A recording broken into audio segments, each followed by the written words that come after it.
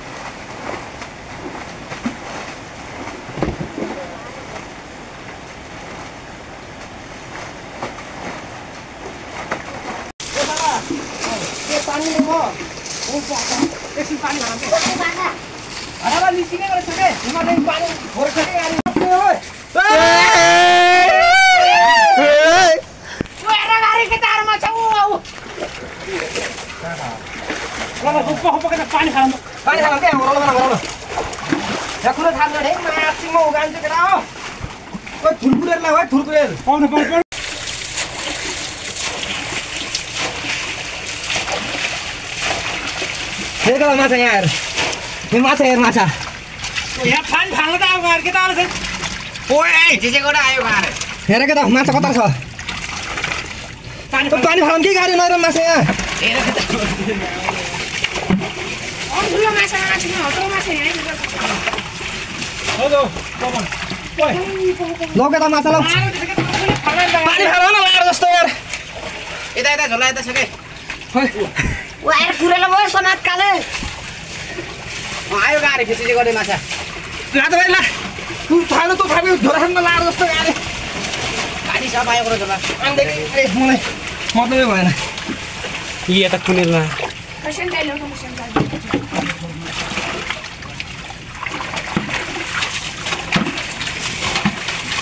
माछा यी हेर्नु त हजुर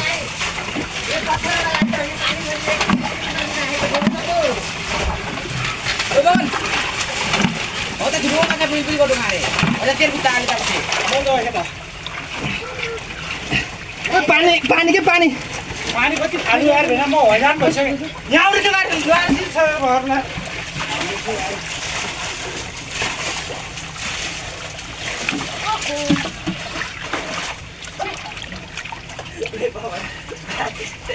एक बाजी माछा उता चला पारे पानी है पानी